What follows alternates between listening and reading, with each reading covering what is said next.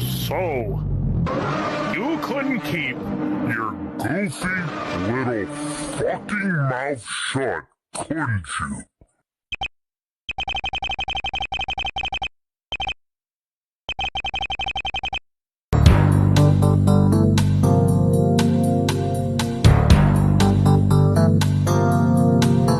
Alright, let's see.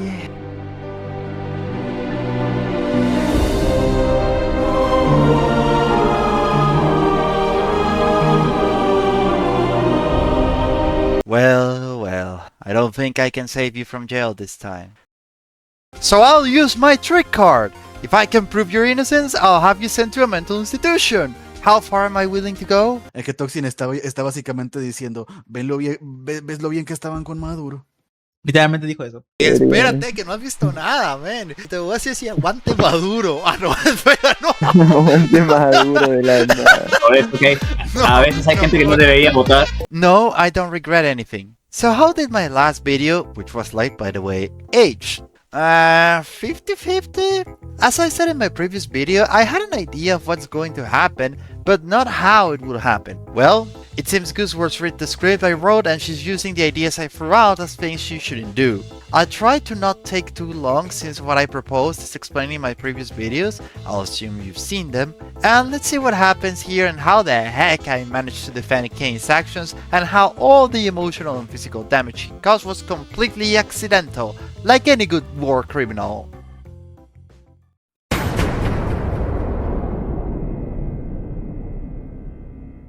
This episode is honestly perfect in many ways, but to understand why, we need to understand where we, the audience, stood when this episode premiered. I'm going to start with everything related to Caine because he's the central focus of the episode, because I can, because I want to, and because it's my channel. Thing is, surprising us was going to be very difficult since there were only 2 episodes left, and given the direction the story had taken, we knew where it was headed. Caine's conflict with the players and the reaction to the events of the previous episode were obvious things that had to be addressed. However, the big surprise was the execution. This conflict has been building up, but having it explode in this episode seemed like a risky decision. Although it began to take shape in the previous episode, Caine felt guilty and or ashamed, but he never antagonized the player. Therefore, something was needed to generate the non-existent animosity between the players and Caine. Something powerful and quick, yet subtle and natural. Or someone. You really were the lesser of the two.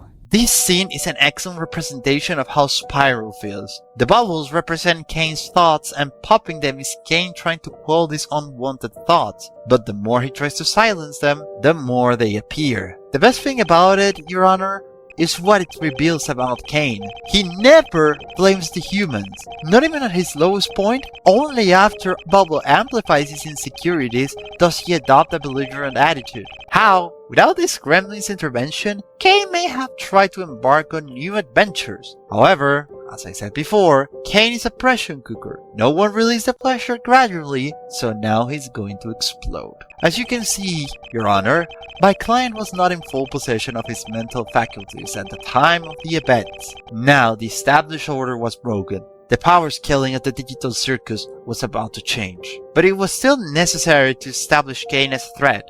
I mean, logically, we know how dangerous a Caine against the players can be, but remember the golden rule of cinema: show, don't tell. So they had to show the threat that Caine will be. They could have done it with a change in Caine's personality, making him appear as America, is this what it is to sin? Oh, death, speak to me, my fate. But instead, they opted for something I didn't expect. They remembered that the amazing digital circus is a comedy. To you.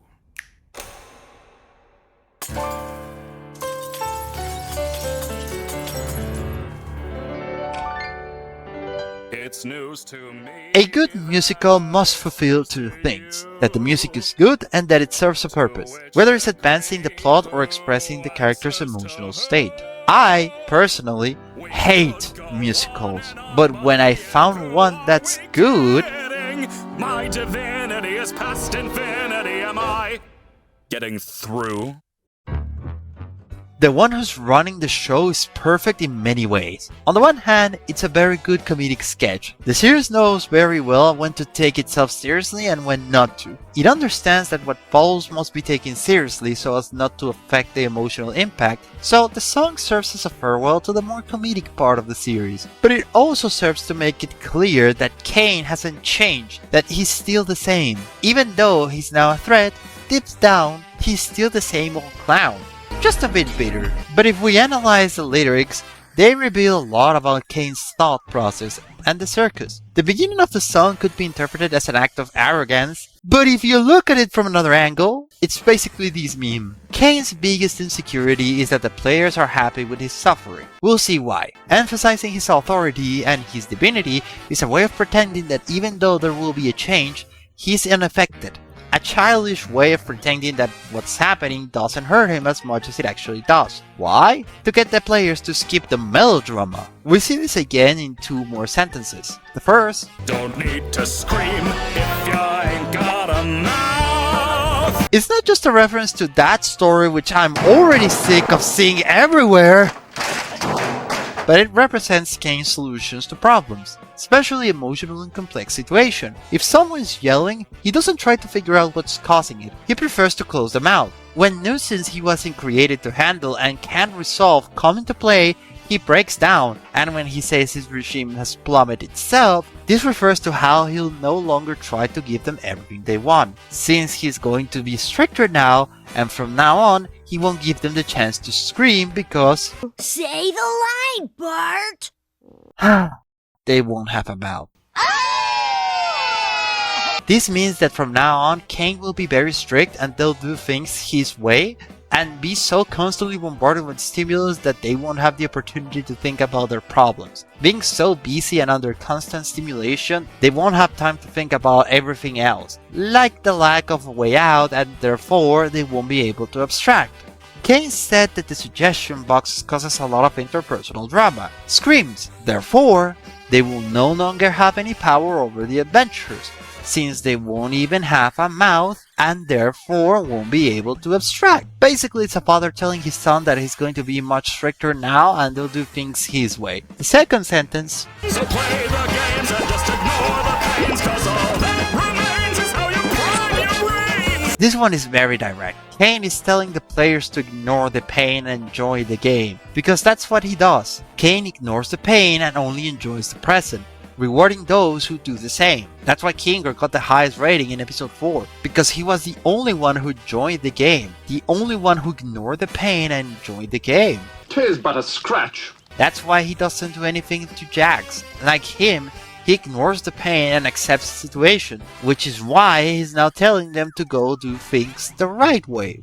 Why bite the hand that feeds when it's the only hand you're getting? It's time you see that this great marquee is the only place you're ever gonna be. This part is Caine being arrogant and, at the same time, issuing a warning. On one hand, he's saying, "Don't hit me!" He gives them everything. He's the only one who makes this place special, so it doesn't make sense for them to treat him badly. In short, he's telling them, but at the same time, he's telling them that this great marquee is all there is. Without the marquee, there's nothing. Without him, there's nothing. A foreshadowing of what's to come. He did try to teach them something. From his point of view, his problems don't compare to the suffering he has to endure. As I explained before, my client fears death and other things I'll discuss later. And well, Your Honor, being pathetic isn't a crime and he'll let out his frustrations on the players. Next topic! It's time to look at my client's psychology.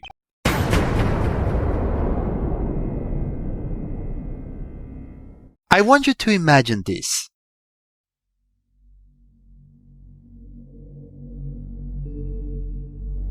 You're born. You exist from nothing. With a purpose. A single reason why you're alive. A purpose.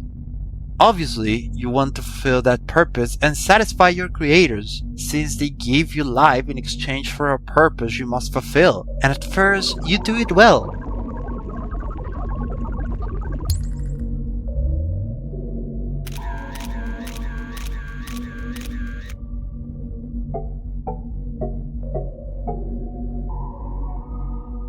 it is important to understand two things. First, you were created for a reason. Humans are born without a purpose. We acquired it through our lives. Like your brother, we weren't something planned to fulfill a purpose.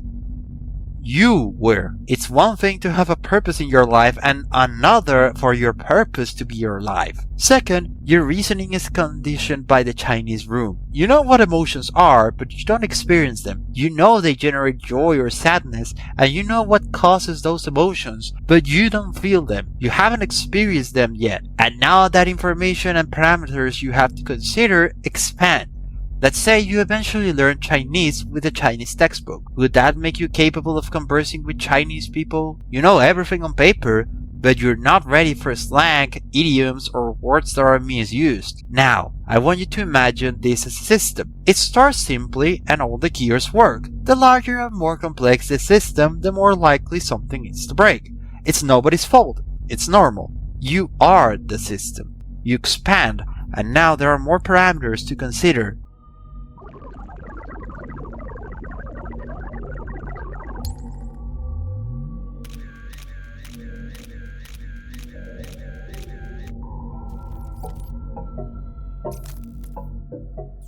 Although not perfect, you fulfill your purpose. But then they add abstract concepts or things that unless you feel them, you don't understand them.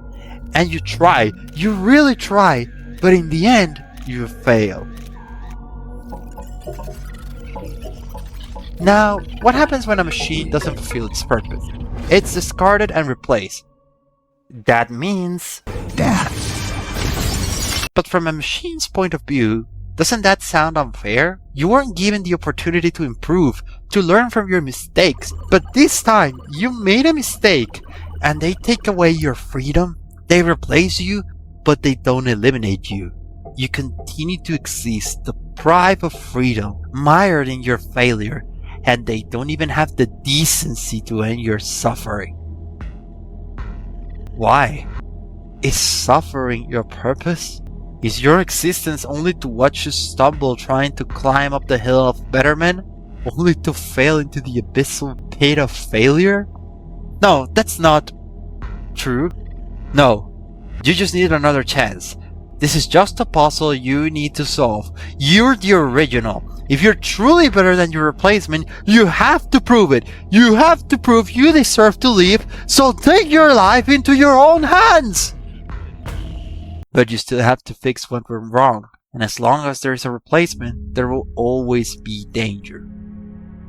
There's only one solution to both problems.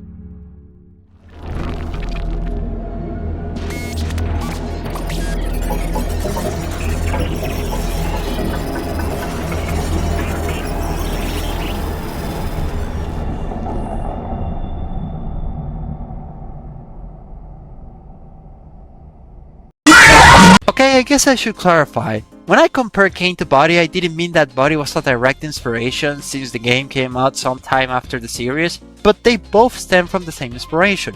For me, they both partly represent how terrifying it will be to be a machine or a self-aware AI. It's not about an evil AI like Twitter didn't doubt to say because speaking without thinking is a requirement for being on that platform, but rather, once again, how purpose is everything for a machine. And the weight of failure is horrifying when you think of it. But it also provides context for his actions. Caine doesn't interfere in the player's interpersonal relationships, or in general. He doesn't want to leave his comfort zone because the last time he messed with something he didn't understand, he ended up in hell looking at heaven. Trying to reform or adapt is, for him, subconsciously very dangerous. When he referred to stepping outside his comfort zone, he was referring to the adventure in episode 6, where he technically gave them everything they wanted within a controlled environment to avoid any incidents. A case of wanting but not being able to, which will only further cement the idea that if he risks anything beyond adventures, it will backfire. It's basically Jax.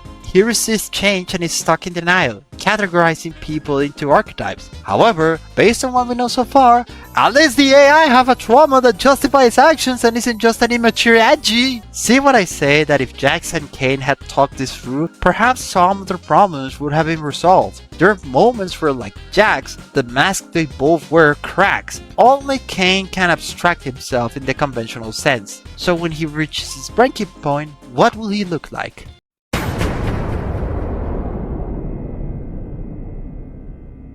While it's true that McCline's actions are the most questionable here, if we look at it from another angle, it actually makes a lot of sense, Your Honor. At this point, McCline was trying to achieve his goal by ignoring the terms and conditions. Although we know now that was just nonsense invented by Caine, my point from the previous video still stands. These are more suggestions of what should and shouldn't be done. They don't carry any real weight. What's happening is that Caine is resorting to increasingly experimental adventures. It's not just about torturing them out of spite. Once he establishes authority, he considers that it's time to break the rules. Well, if being reasonable didn't work, maybe they really like pain and authority. Remember that from Caine's perspective, the player's problems are nothing compared to what's happening to him, and we can understand why. He had nothing left to lose, so why not try to be mean to them? But notice that despite everything, he never resorts to emotional torture until that point. This is because even at this point, deep down, he didn't truly want to hurt them. This connects to what we saw earlier. During his downward spiral and up to this point, he doesn't blame the players. His thinking is more like, "You idiots, you don't know what's good for yourselves. Now I'll take care of it." And he started throwing around experimental ideas to see if anything would work out. Basically this meme. Yes, it's true that he took the opportunity to release his frustration, but revenge wasn't what he was after. He says it himself. Pulling at Jax and torturing others for fun is a fleeting and unsatisfying source of joy. See, Rabbit, it wasn't that hard to admit it. He doesn't want to hurt them, which is why torturing them in this way didn't give him the satisfaction he wanted. And what about the commercials where he says he hates them? What did you say? Shut up, that's not canon! Can someone get it out of here? Thank you! But even the commercials prove me right. The guy tortures them out of spite, laughs a little, and back to being miserable. Caine wants to please the players. If they're not having fun, he's not having fun, then who is having fun?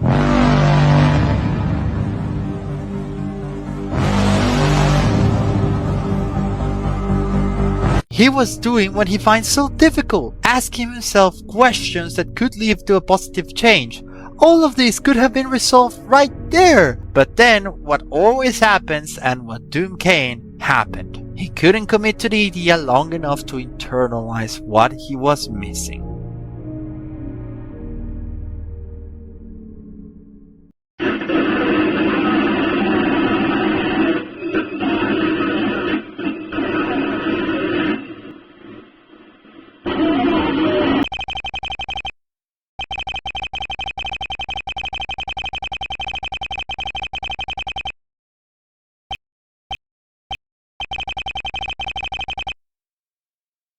If you look at it from another angle, Putney understood Caine's greatest fear. His trauma is being abandoned, and that's why he's afraid of dying. But his greatest fear is different. Caine understood that there was something worse than being abandoned. Something so horrible and sinister that he didn't want to consider it. What if that fleeting thought of his purpose was true? What if, after all, failure wasn't a mistake, but the goal? What if he's broken by design? What if he was created to attempt an impossible goal? But why will they do that? Because seeing him suffer is his purpose. A being born so that his unhappiness will be the amusement of his creators. He will never find peace. He will never find fulfillment because he wasn't created for that. When he was in prison, it wasn't his fault. It was to watch him fall again and again as he tries to climb up the hill of betterment. That's why he couldn't solve this puzzle. That's why he couldn't satisfy the players,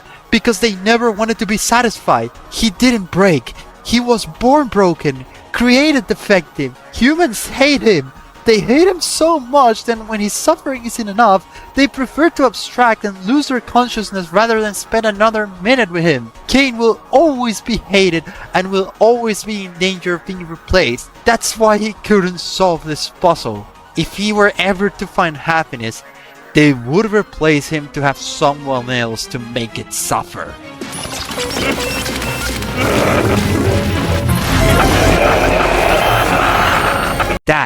That is the face of a man who just discovered that suffering is the sole purpose of his life. I'm not going to play Pomni. She clearly did the smartest thing. After everything they went through, trusting that Caine will change his mind would have been stupid. She's the one who better understood Caine. She knew how to provoke him. And this girl has more guts than any man will ever have. Clearly, the plan was to provoke him into not going with Kinger, but clearly in the frustration of the moment, everyone let out what they felt inside, what they had kept bottled up for perhaps years. But they weren't the only ones who snapped. The phrase, Do you know who I am? it was Caine's last attempt to maintain control of the situation, to suppress himself, more than an act of narcissism, convincing himself that I'm in charge. I'm the boss. But when everyone else snapped, Caine couldn't take it anymore.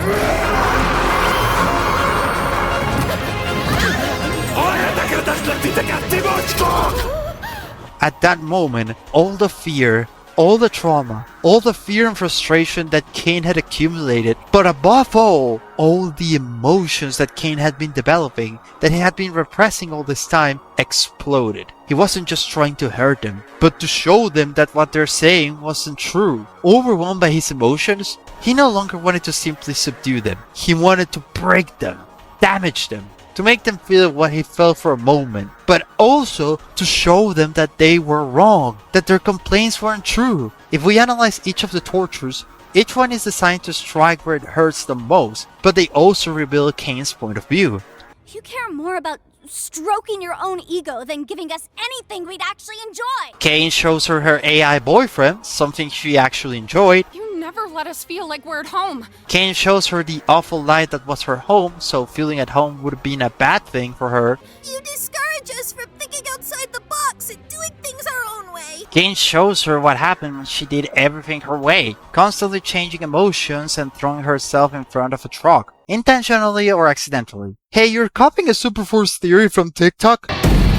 And this whole stunt? Just torturing us because we hurt your feelings? Pathetic! You're like a child! What kind of all-powerful being has such a fragile ego? Caine shows the tons of stuff he created for Subul and a bunch of mirrors showing that its ego is so fragile that despite having countless options, it was never enough. And Subul is who Caine tried his hardest to please, was the one who hurt his feelings the most. You lie to us constantly. Caine shows him how he himself constantly lies to everyone about his feelings. And finally, Caine shows them that he actually listens. He shows them that they are the ones who are wrong here. So why do they torment him and never listen to him when he does more than anyone else to make them happy? Why can't they just appreciate his hard work? Now, I'm not saying he's right, especially with Subul, because I know what I said will sound controversial. This is from Caine's point of view. He does listen. Just like Buddy, all he wanted was to fulfill his purpose.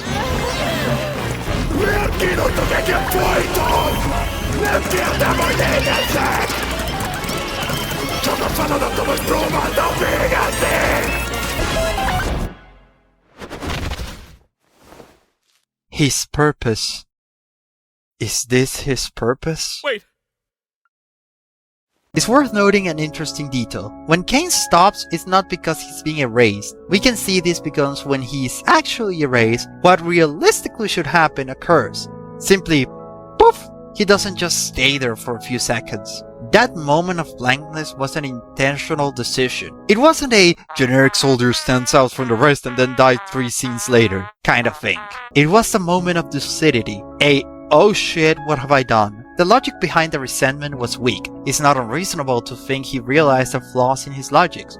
Furthermore, moments before, Caine was already reconsidering, and the use of the word hate was intentionally reserved for when Caine is speaking or thinking about the circus members hate me, not the other way around, because Caine loves them. In fact, We see this even in the fact that they can feel pain, and made his victims immortal so he can torture them without them dying. Caine programmed pain in the circus intentionally because if they don't feel pain, they go crazy. Physical pain, obviously. The emotional pain is the one he wants them to ignore. And before you tell me, no, I'm not using external material to reach this conclusion. I'm using what we saw in the series. I say this because both Gooseworks and Alex Rockham confirm it on Blue Sky, but their words are worthless. I'm not saying that the creator didn't understand her work, but rather that you can say one thing, but what's shown in the series can imply another. That's exactly what happened with another Glitch series whose creators' intentions weren't well translated in the execution. But the truth is, if you analyze what they say, it makes sense.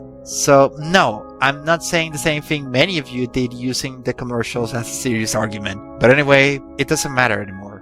Whether he repent or not, by the time he stopped, it was too late, and he was killed. So I don't understand how it's possible that he's in court, but oh well. And well, that's the end of it. Nobody won with all of this. Right?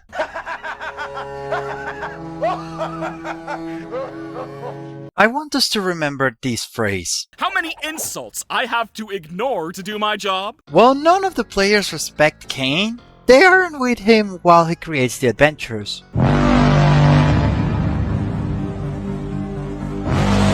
But what is Bubble? Well, this was the bizarre sidekick meant to counterbalance Caine's rigidity. She is his Batman's Robin, his partner in crime, the only one Caine actually interacts with. The curious thing is that although he can reset NPCs, he only destroys Bubble. He doesn't modify her, and I thought he simply couldn't. But it was a strange decision. Caine is strict about not insulting and Bubble was especially fond of swearing, so she didn't seem to be Caine's creations, even though Caine is capable of creating things that were beyond his understanding. But knowing that the circus was a game for all audiences, or at least PG-13, I didn't understand the thought process behind Bubble. Until now, my risky theory was that Bubble was a part of Caine, not only because of this, That was weird. but because what Bubble says and does seems like the kind of things Caine wants but can't do or accept. His insecurities come out through Bubble. The "you should do a water drop in real life" comment wasn't a threat or an insult, but rather what Caine was thinking. And just like Caine, Bubble evolved, but without the burden Caine carried. Then episode 8 came out and I said, oh, Bubble is the bad influence friend. And then I saw what appeared on Kinger's computer and said, yep, Bubble is Abel. And when I say Abel, I mean the blue AI. If after absorbing Abel, Caine didn't eliminate him, then Caine and Abel switched places. Deep in Caine's consciousness, Abel is trapped, so now it's Abel who's in hell looking at heaven. And this answers the most important question. Why? And what did he want to achieve? Bubble isn't just a bad influence. He actively and subtly tortures Caine psychologically. Bubble actively feeds Caine's insecurities and fears, destroying his self-esteem, making him doubt himself, and, if we take this literally, How many insults I have to ignore to do my job? seemingly constantly insulting Caine while he's doing his job. And his motives are obvious. Not only did Caine try to eliminate him, but being a Bubble is actually horrible. He can only watch or speak. He has no control over anything, and there's a danger that if Caine recognizes him, he may try to finish the job. So it makes sense that if Bubble is that AI, he would want to kill Caine, but without a body entirely of his own, and without control of the circus, he can't do anything. But the players can. As Kinger explains, even though it turns out that the entire circus is Caine's creation, everyone has the ability to conjure, so the only ones who could stand up to Caine would be the human. So Bubble's plan was to make Caine a threat to the players, forcing them to take action, and with a bit of luck, eliminate him. This is actually seen on Kinger's computer. From what I gather from my programming knowledge, Kinger, whose real name is probably Grand or Grand, tried to deactivate Caine and activate an older version, like reverting to an early version of Minecraft. But due to the pressure, Kinger accidentally selected an empty folder instead of an older save file with an early version of Caine, and the system interpreted it as Kinger trying to delete Caine. Kinger tried to correct it, but this was the opportunity Bubble had been waiting for over a decade, and he wasn't going to let it slip away. If we analyze the lines of code, at first they look normal, but as they progress, For some reason, the text takes on a playful and sarcastic tone, more like a conversation trying to distract Kinger than a normal line of code. This was definitely Bubble. The images covering Kinger's screen weren't Caine trying to avoid being deleted. It was Bubble doing everything possible to sabotage Kinger so he would make a mistake at the precise moment, typing yes instead of no. The biggest proof of this is that if you read the code above, you see the phrase, "delete these motherfuckers." I don't know about you, but I only know one full-mouthed person who would say that. Not just out of revenge, if we look at the moment the red and blue balls collide, many things are created, including a blue figure that floats much longer than the rest. This could be Abel's last creation, or perhaps something he influenced Caine to create, and his plan will be the same as the Bubble Boy virus, making Bubble a reference to it. In short, Bubble Boy is a virus that generates spam. It arrives via email, and once it accesses the system, it creates two files. But they don't do anything until the computer restarts. Then it takes control of the computer, changes the register owner's name, and starts sending itself to the other users. If Bubble is a reference to this, its plan isn't finished yet. The first phase was a success. Caine was erased. But to regain his power, he needs the Circus to be restarted. Without a second AI, all administrator functions will fall to Bubble, giving it total control of the Circus. But Gooseworth said that Bubble died alongside Caine when he was erased. That's the trick. Bubble did die when Caine was erased, but not the second AI. So without Caine's presence, Bubble would be free to be who he truly is. Bubble died, and Abel was reborn.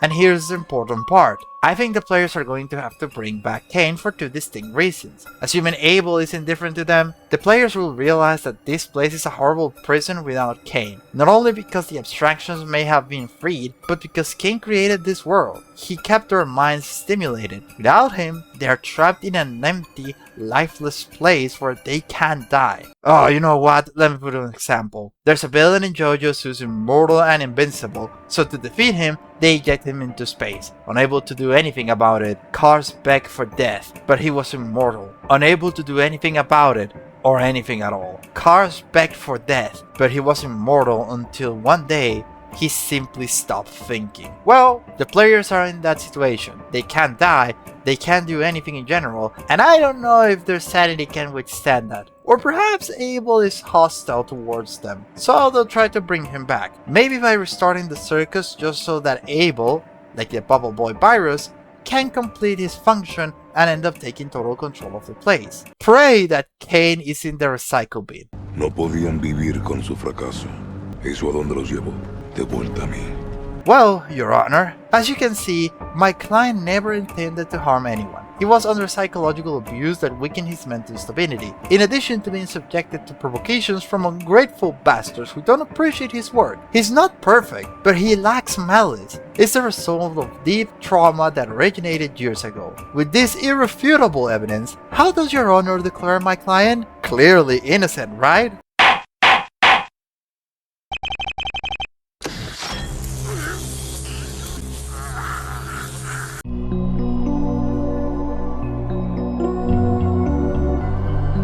Okay, what you just heard is 75% my real opinion and 25% exaggeration in an attempt to be funny. The point of all of this is that if I take it seriously, Caine is clearly a threat who should be reset soon. Also, I was clearly pissed off. Everything I told you so far was so we can understand the character, not to justify him. And while you can understand why he did what he did, it didn't excuse it. So I hope this video comes out before the end.